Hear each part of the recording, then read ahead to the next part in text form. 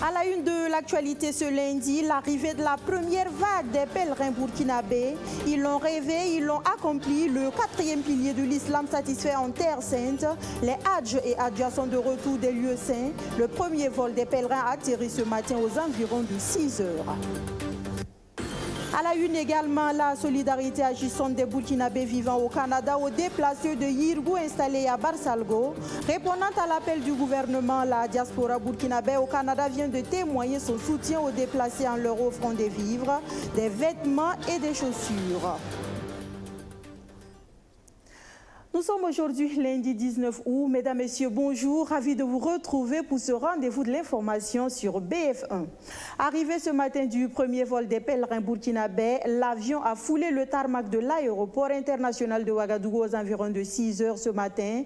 À son bord, 262 Hadj et Hadja, contents de retrouver leur terre natale après avoir accompli le 4e pilier de l'islam. Parents, amis et connaissances sont allés accueillir ces pèlerins. Le gouvernement burkinabé n'était pas non plus en reste. Le ministre en charge de l'administration territoriale était lui aussi présent à l'arrivée de ces pèlerins. Le ministre Siméon Sawadogo qui exprime déjà son satisfecit. Je vous propose de l'entendre. C'est un sentiment de joie de voir que sur les 8143 qui constituent le quota du Burkina Faso pour le Hadj 2019, nous assistons donc à l'arrivée des premiers pèlerins.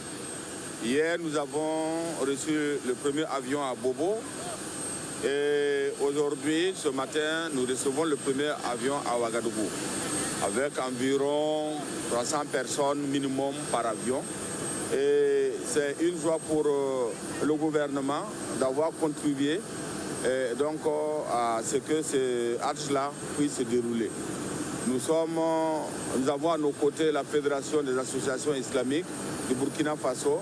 Nous avons à nos côtés l'ambassade de l'Arabie Saoudite au Burkina Faso. Nous avons donc l'ensemble des ministères qui sont concernés et nous sommes très heureux de les accueillir. Nous prions Dieu pour que tout ce qu'ils ont demandé donc, auprès du bon Dieu puisse être accordé et que cela soit béni. Ils ont prié pour eux-mêmes, pour leur famille, pour le pays, que Allah puisse exaucer sur cela. Alors nous espérons que, comme c'est le premier vol, que tous les autres pèlerins vont regagner le pays en bonne santé et que nous allons nous préparer éventuellement à faire le bilan de ce Hadj 2019 et à préparer déjà le Hadj de 2020. Voilà le premier vol de Ouagadougou qui est arrivé avec les premiers pèlerins, on peut le dire ainsi. Nous poursuivons avec l'opération. On a débuté cette opération l'année dernière. L'assainissement du secteur des écoles privées. Plusieurs établissements préscolaires, primaires et secondaires privés ne respectant pas les cahiers de charges exigés ont été épinglés par le ministère en charge de l'éducation nationale. Des centaines d'entre eux avaient été sommés de fermer. Ont-ils vraiment fermé? Où en est exactement cette opération? Élément de réponse dans ce dossier signé Rémi Lombert-Nébier. En début septembre 2018, une liste de 649 établissements scolaires allant du préscolaire au secondaire non reconnus était publiée par le ministère en charge de l'Éducation nationale. Sur cette liste figuraient 226 établissements à fermer et 423 qui bénéficiaient de l'indulgence du ministère pour une année afin de se conformer aux exigences du cahier de charges. Le ministère de l'Éducation nationale tapait ainsi du poing sur la table, affichant sa ferme volonté d'assainir le milieu de l'enseignement privé au sein duquel foisonnait le mercantilisme. Une opération applaudie au sein de l'opinion publique, mais qui, un an après, se demande si le professeur Waro a pu réellement fermer à double tour les 226 établissements épinglés. Pour ceux, effectivement, qui devaient fermer, 83 ont effectivement fermé durant l'année scolaire écoulée. Et il y a 76 qui ont eu des dossiers qui ont connu une évolution allant dans le sens de la régularisation. Pour ces établissements justement qui ont connu connu une sorte de régularisation. Il faut dire que les gouverneurs de certaines régions avaient souhaité effectivement, au regard de la rentrée qui était imminente et des difficultés qu'ils éprouvaient à recaser les élèves, avaient souhaité effectivement qu'on permette à ces établissements-là de pouvoir donc faire le travail, quitte à ce qu'ils puissent régulariser donc leur situation. Maintenant, sur les 423 que nous avons décidé d'accompagner, en leur permettant donc de se mettre en règle pour l'année scolaire 2018-2019, il y a 216 effectivement qui ont réussi donc à faire donc régulariser leur situation. Maintenant, il y a un certain nombre qui attendent justement les résultats des commissions d'examen des dossiers des commissions régionales, parce que toutes les commissions n'ont pas siégé dans les différentes régions. Il y a des régions où les commissions n'ont pas encore siégé et donc vont le faire d'ici là. Maintenant, il y a par contre 52 établissements parmi ces 423 qui n'ont pas réussi à régulariser leur situation, et ces 52 établissements doivent fermer et un communiqué de fermeture va être incessamment signé pour ces 52 établissements. Ces établissements scolaires à fermer ont un dénominateur commun. Ils ne respectent pas les critères de l'enseignement de qualité promus par l'État. En principe même, un établissement non reconnu devait fermer. Maintenant, ceux pour lesquels nous disons de fermer sont des établissements qui sont souvent dans des bâtiments totalement dégradés ou dans des superficies où il n'est pas possible d'accueillir des élèves, ou en face de cimetières, en face donc de marchés, il y a de débits de boissons, ou sans infrastructures sanitaires du tout, ou qui n'ont pas du tout de personnel qualifié. Cette année encore, les filets du professeur Stanislas Ouaro en ont pris gros. 1104 établissements non reconnus sont recensés. Mais tout comme l'année dernière, un sursis sera accordé à certains d'entre eux. Ces établissements-là regorgent en leur sein un total de 87 115 élèves. Donc les fermer du coup comme ça, ça pose vraiment des difficultés de pouvoir insérer. Parce que lorsque nous fermons, nous essayons de recaser ces élèves-là dans des structures privées ou publiques reconnues, qui ne sont pas très loin. Et donc c'est ainsi que nous avons décidé, en regardant vraiment les critères, il y a beaucoup d'établissements qui remplissent, en tout cas de notre point de vue, des critères qui peuvent leur permettre très rapidement d'avoir ces différents documents. Beaucoup ont des autorisations de création, mais n'ont pas encore l'autorisation d'ouverture. Il y en a qui n'ont pas les deux, mais qui ont donc un personnel qualifié, conformément au cahier de charges, qui ont des infrastructures de très bonne qualité et donc qui devraient pouvoir être accompagnés. C'est pour cela que nous avons décidé d'accompagner ces établissements en leur donnant encore une année. Cependant, une liste de 315 établissements scolaires à fermer vient s'adjoindre à celle des 52 de l'année dernière. Pour un bilan provisoire à confirmer, une 80aine d'établissements scolaires non reconnus sont déjà fermés et environ 370 vont l'être dans les jours à venir. Le ministre en charge de l'Éducation nationale précise toutefois que la traque des promoteurs illégaux continue et va même s'étendre cette année aux établissements qui n'emploient pas de personnel qualifié ou qui ont intégré illégalement des filières dans leurs offres de formation. La liste des établissements scolaires non reconnus et à fermer feront l'objet d'affichage public. Le ministère de l'Éducation nationale espère s'y être pris à temps cette année afin de guider les parents d'élèves. Parlons d'enseignement, on en vient à la page entretien de ce 13h consacrée elle aussi à l'enseignement puisque nous recevons pour vous M. Elvis Delor Niakbo, responsable Afrique de l'École supérieure des sciences et technologies de l'ingénierie à Rabat au Maroc. M. Niakbo est venu nous parler des offres de formation à l'ESST. M. Niakbo, bonjour et bienvenue. Bonjour. Voilà, vous venez de suivre avec nous ce reportage sur la problématique des écoles non à règles. Est-ce que le problème se pose également au Maroc? Déjà, je voudrais vous dire merci pour l'accueil sur ce plateau. Au nom du professeur Chakib Bouji, président fondateur de l'ESTI, je voudrais saluer particulièrement tous ces parents d'élèves et bacheliers de Burkina Faso qui nous font confiance et qui nous envoient chaque année, sinon qui nous confient leurs enfants. Alors, pour revenir à la problématique, c'est vrai, partout il y a des écoles non règles. Partout dans tous les pays. Et au Maroc, le cas au Maroc, il y a des écoles qui sont reconnues, il y a des écoles qui sont accréditées. Et les critères sont bien définis. Hein. Et nous, de notre côté, nous sommes un campus délocalisé de Polytech. Hein. Nos étudiants, ils sont sur un parcours de 2 ans au Maroc et 3 ans en France. Donc, ils vont en France pour être diplômés. Et j'ai suivi dans ce reportage qu'il y avait des écoles installées à proximité de cimetières.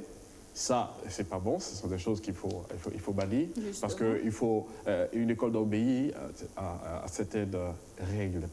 En ce qui concerne déjà les infrastructures, en ce qui concerne la qualité de l'enseignement et en ce qui concerne la visibilité même sur, comme on appelle, le parcours que l'enfant y fait, l'hygiène et tout ça. Tout à fait. Donc ce sont des règles à respecter. Et puisqu'au Maroc, le problème est également palpable, dites-nous, qu'en est-il exactement de l'ESST? Est-ce que vous êtes en règle? Oui, l'ESTI est en règle. Hein. L'ESTI est une école fondée par des professionnels de l'entreprise. C'est une école qui est accréditée, qui a tous des diplômes accrédités par le gouvernement marocain.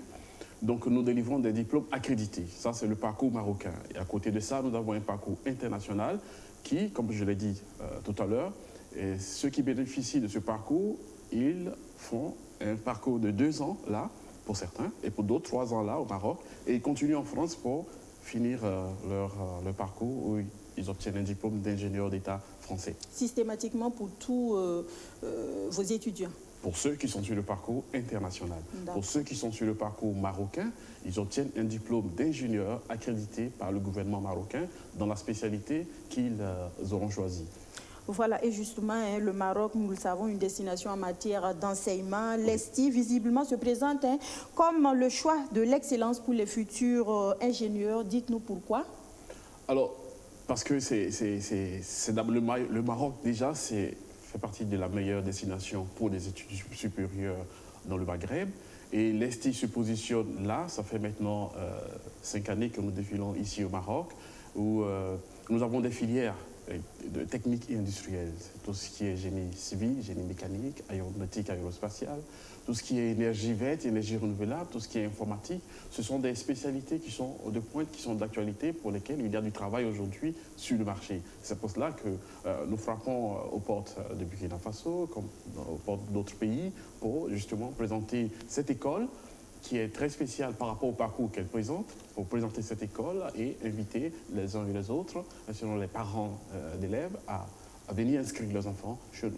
Voilà, vous invitez les parents d'élèves à venir inscrire leurs enfants. On le sait aussi, les bacheliers sont la plupart du temps perdus quant au choix de filière de formation après le baccalauréat. En quoi est-ce que choisir l'ESTI serait un choix judicieux? C'est un suivi personnalisé à l'ESTI. Nous, nos élèves ingénieurs, la preuve, nous sommes là ici pour rencontrer individuellement les parents de ces différents candidats, discuter avec eux. Et chez nous, on passe aussi par des classes prépa. Ce sont des prépas intégrés. Les prépas intégrés, on renforce un peu leur capacité dans les sciences fondamentales, les sciences appliquées, les sciences de l'ingénieur, et ils se spécialisent au bout de la 2e année. C'est-à-dire qu'ils ont 2 années pour construire leur projet d'études. Donc, et c'est avec eux, c'est ensemble avec eux qu'on fait ce choix, en fonction des moyennes qu'ils ont en classe, parce qu'on regarde un peu les relevés de notes depuis la seconde jusqu'à la terminale. Et après, on programme un entretien. C'est suite à l'entretien qu'on sait comment orienter l'enfant, qu'on l'aide surtout dans son choix. D'accord. Il y a aussi qu'au Burkina Faso, surtout, on voit que les bacheliers qui ont pu choisir leur filière de formation, adéquat ou pas, on ne le sait pas, mais à la fin des études, l'autre problème qui se pose, c'est l'accès au marché de l'emploi. Comment est-ce qu'à l'ESTI, vous accompagnez vos étudiants pour pallier le problème?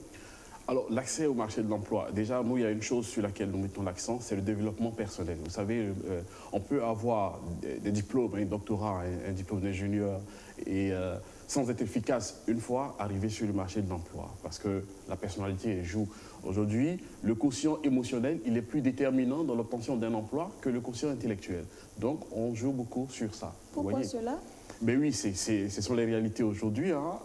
Ce sont les réalités aujourd'hui. Ça fait l'objet d'une autre émission spéciale parce que c'est beaucoup long et complexe. Les étudiants veulent savoir. Oui, parce que nous, par exemple, dans le programme, on ajoute tout ce qui est théâtre, tout ce qui est musique, tout ce qui est sport. Tous ces éléments contribuent au développement personnel de l'étudiant. Ça lui permet de se démarquer. Vous finissez un diplôme d'ingénieur au bout de 5 ans, ingénieur en informatique. et quelqu'un d'autre fait le même diplôme que vous, mais il faut quelque chose pour vous déterminer, pour vous différencier le jour d'un entretien d'embauche. Et c'est sur ces détails que tout cela va jouer. Vous voyez? Et bon, en fin de compte, ceux qui vont partir en France dans les écoles telles que Polytech, ECAM ou Troisième, c'est 89% de taux d'insertion professionnelle. Vous voyez? Et ils font déjà des stages pendant leurs études. Il y a certains qui bénéficient d'une alternance. Donc ça, c'est pour les préparer au travail. C'est pour les préparer à l'insertion professionnelle. Vous avez tantôt mis l'accent sur le développement personnel. Vous le dites, chez vous, à l'ESTI, l'accent est mis sur le développement personnel. On se demande comment se comportent vos produits sur le marché de l'emploi. Un petit point. Un petit point, comme je vous aurais envoyé vraiment une liste, mais je peux vous dire qu'on a des promotions de l'ESTI qui sont en ce moment en activité en France, qui travaillent déjà en France, même au Maroc. Donc, les statistiques sont là sur notre site internet. Ils pourront consulter notre site internet sur le www.e2sti.ac.ma où ils auront accès à toutes ces statistiques en ce qui concerne le taux d'insertion professionnelle. Et en parlant des bacheliers burkinabés qui seraient tentés de rejoindre l'ESTI, quelle offre de formation pour eux? L'offre de formation, comme je vous l'ai dit, nous avons plusieurs domaines de formation. Déjà, ils vont commencer par des classes préparatoires intégrées. Oui, mais vu le Burkina Faso, le marché, l'accès à l'emploi est difficile, qu'est-ce que vous les aurez conseillé? Ils nous suivent à présent. Il faut maintenant se tourner vers l'innovation. C'est vrai qu'au Burkina Faso, il y a eu un moment où on a remarqué que beaucoup de nos candidats optaient pour le génie civil, le bâtiment. Et après le bac, ils entraient dans des écoles où ils faisaient le génie civil dès la première année. Et ce sont des gens qui étaient limités parce qu'ils ne font que du génie civil toute leur carrière. Aujourd'hui, on forme des ingénieurs généralistes qui sont polyvalents, donc compétents pour tout corps de métier. Et ces ingénieurs, quand ils viendront au pays, au Burkina Faso, ce sera pour apporter le développement. Ce ne sera pas pour présenter un concours d'entrée à la fonction publique, mais ce sera pour développer des entreprises et générer de l'emploi. Vous voyez? Donc, c'est fini l'époque où on regarde les réalités du pays, on dit non, dans mon pays, c'est vraiment le bâtiment, donc il faut rester là-dessus. Quelqu'un qui a fait un diplôme en génie informatique peut venir ici développer une boîte dans ce sens, ou une école, pour former même des gens qui vont évoluer dans ce secteur. Vous voyez, donc nous sommes tournés vers l'innovation. Aujourd'hui, on parle d'énergie verte partout. Il y a des formations pour cela et des formations aussi qui pourront être bien aussi pour le Burkina Faso, parce que les ingénieurs qu'on forme, ils vont d'abord travailler à l'international. Et il appartiendra à chacun d'eux de juger bon de revenir dans leur pays et travailler, servir le pays si le moment est opportun pour eux. D'accord. Très rapidement, pour terminer, quelles sont les conditions à réunir pour pouvoir accéder à l'ESTI? Il faut déjà qu'ils nous envoient un bac scientifique ou technique. Et puis, on va regarder aussi leur relevé de notes depuis la seconde jusqu'à la terminale. Et nous sommes là toute la semaine ici à Ouagadougou. Nous sommes sur la zone du bois. Alors, je vais taire le nom de l'école, mais si vous permettez, je peux donner un numéro de téléphone. Ils pourront nous joindre avec ce numéro et on pourra donc programmer des entretiens. Donc les conditions, c'est ça. Nous envoyer un dossier, appeler le numéro, on prend un rendez-vous et on fait un entretien. Est-ce que financièrement parlant, c'est accessible vraiment aux Burkinabés moyens? Oui, c'est accessible aux Burkinabés moyens. On accueille déjà des Burkinabés qui sont de toutes les classes. Parce qu'on a des bourses. On a des bourses pour aider les parents qui veulent bien, qui sont intéressés et qui ont peu de moyens. Donc on a des bourses, on a une dizaine de bourses pour le Burkina Faso. Donc on les attend, qu'ils nous appellent et puis on va en discuter. D'accord. Voilà, merci Monsieur Niakbo d'être passé nous éclairer sur l'ESTI, l'École supérieure des sciences et technologies de l'ingénierie de Rabat au Maroc. Je rappelle que Monsieur Elvis Delor Niakbo est le responsable Afrique de l'ESTI. Merci encore Monsieur Niakbo. Vous restez avec nous pour la suite de ce journal. Voilà, dans la suite, l'Institut international de management IIM, soucieux de conduire les nouveaux bacheliers à bon port en termes de choix de filière, de formation après le baccalauréat, met l'accent sur les conseils et l'information par rapport aux orientations. L'IIM, qui veut être complice de la réussite des bacheliers, a tenu une journée d'information et d'orientation au profit de ses futurs étudiants. Hervé Dapa pour les précisions.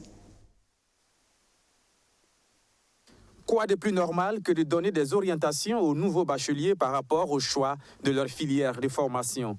C'est bien l'objet de cette journée d'information et d'orientation tenue par l'Institut international de management, IIM, avec une seule mission, être complice de la réussite des étudiants. Après le bac, les gens font des choix euphoriques. Sous l'effet de la joie, du suivisme, donc ils passent faire une formation qui n'est pas vraiment, qui ne répond pas à ses aspirations. Donc un peu plus loin, il va commencer par regretter. Donc depuis plus de 2 ans maintenant, nous avions jugé bon les réunir après leur bac pour leur donner les orientations nécessaires et maintenant il leur revient de choisir. Ils peuvent également aussi intervenir, mais nous demandons aussi aux parents de s'informer suffisamment avant de refuser ou d'accepter également le choix d'une formation à leurs enfants. Des conseils d'orientation et d'information à l'IIM, mais aussi des possibles débouchés des différentes filières ont été communiqués aux nouveaux bacheliers.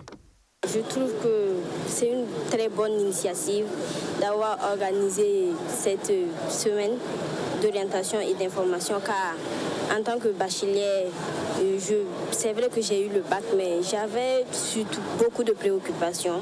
Je ne savais pas réellement ce que je pouvais faire et je ne connaissais pas aussi l'Institut IIM. Et à travers cette conférence, j'ai bien compris et j'ai eu beaucoup d'informations sur l'Institut. Et je vois que c'est une très bonne institut. Faire une bonne option est nécessaire, mais encore faut-il remplir certaines conditions pour être admis à l'IIM.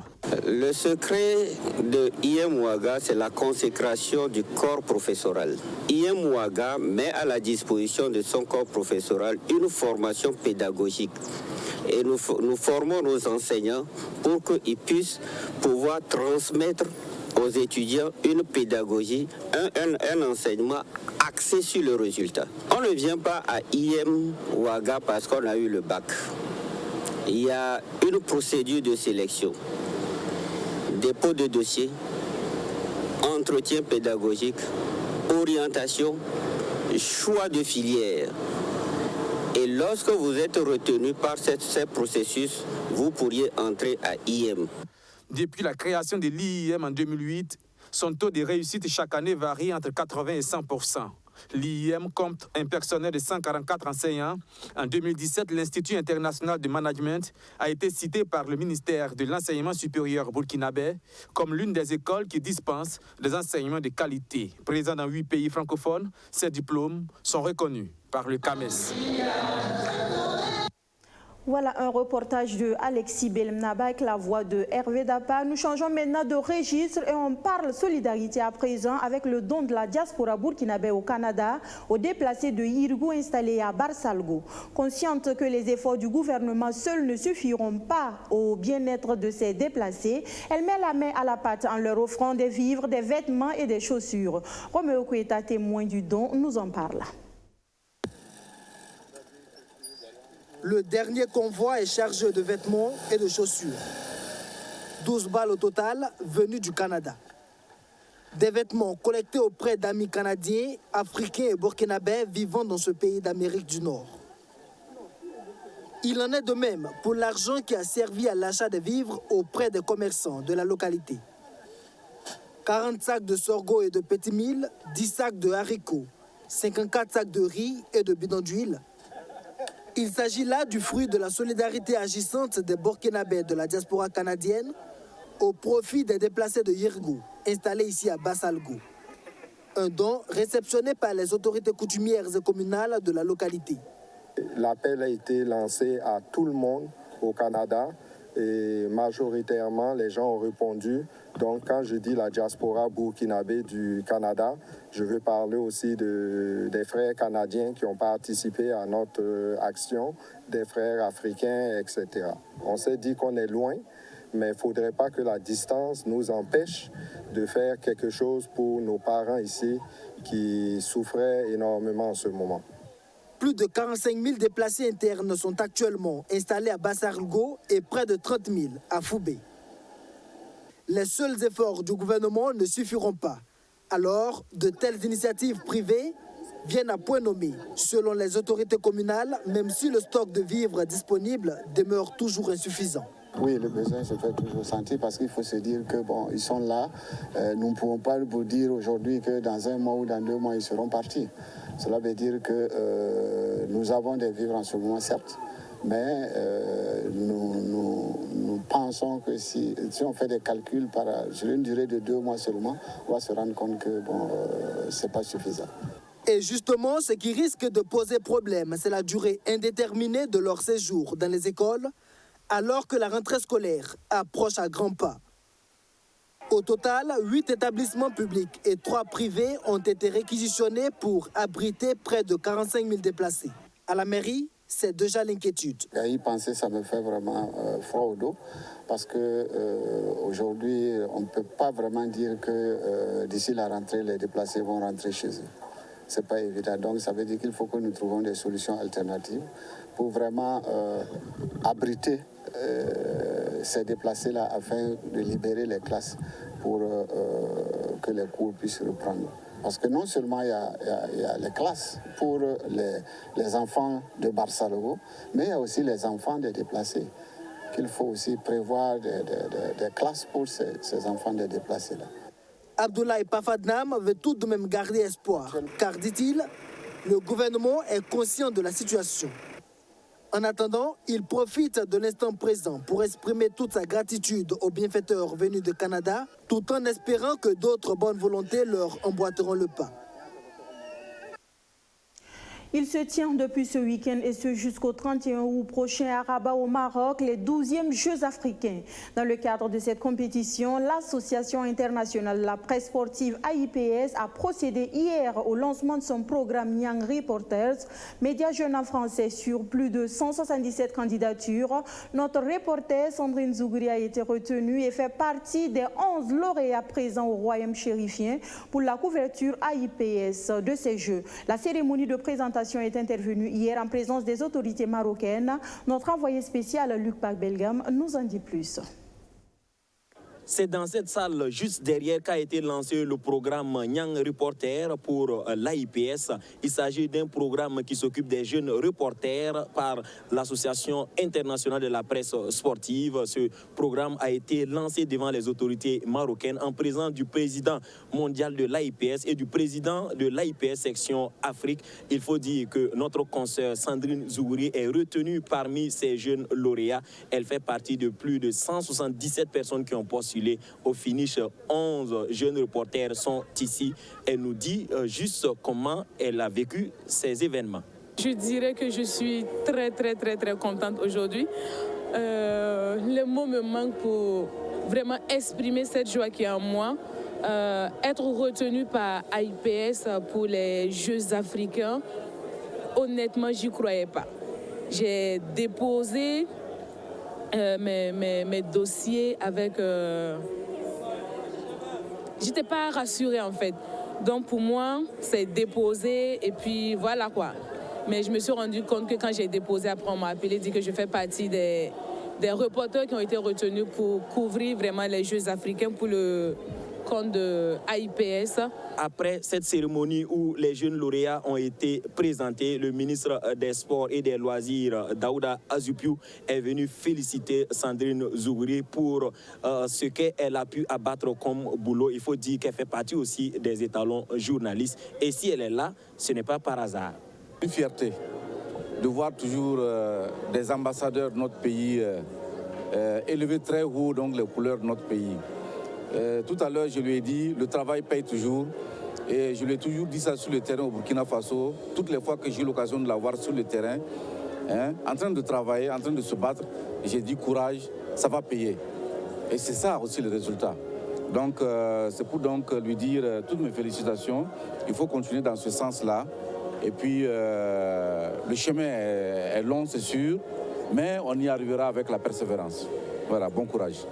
Au-delà de ces distinctions, l'AIPS, l'Association internationale de la presse sportive, invite tous ces jeunes reporters à redoubler d'efforts. Il s'agit juste de les mettre à niveau, en tout cas un partage d'expérience et un renforcement de capacité, c'est ce qui est prévu. Et le président de l'AIPS tient à dire à ces jeunes que le chemin est encore long. Ça, c'est une expérience unique et j'espère que quand la confrère de Burkina Faso revient en Burkina, she will be completely different. She will, il est changé la philosophie de la profession.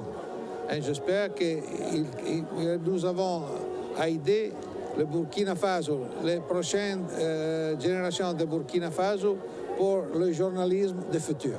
Après ce lancement, ces jeunes reporters, en tout cas, ont du pain sur la planche parce qu'il y a jusqu'à 26 disciplines ici au Maroc et ces 26 disciplines devront être couvertes. Donc c'est la répartition des tâches pour ces jeunes reporters.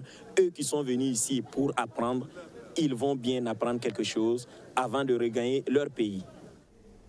Voilà, vous venez de le suivre, Sandrine Zougouri de BF1 aux 12e Jeux africains à Rabat au Maroc. Une fierté pour la télévision BF1. Avec nous sur ce plateau toujours, monsieur Niagbo Elvis Delors. Monsieur Delors, dites-nous rapidement comment faire pour vous contacter, très rapidement. Vous pouvez nous contacter à ce numéro au 57 05 79 70. Voilà, c'est fait, monsieur Niagbo. Merci donc d'être passé sur ce plateau de 13h de BF1. Vous êtes responsable développement Afrique de l'Esti. Merci également à vous, chers téléspectateurs, d'être restés en notre compagnie. Merci d'avoir été des nôtres. Agréable après-midi à toutes et à tous. Et à demain pour un autre point de l'actualité. Bonsoir.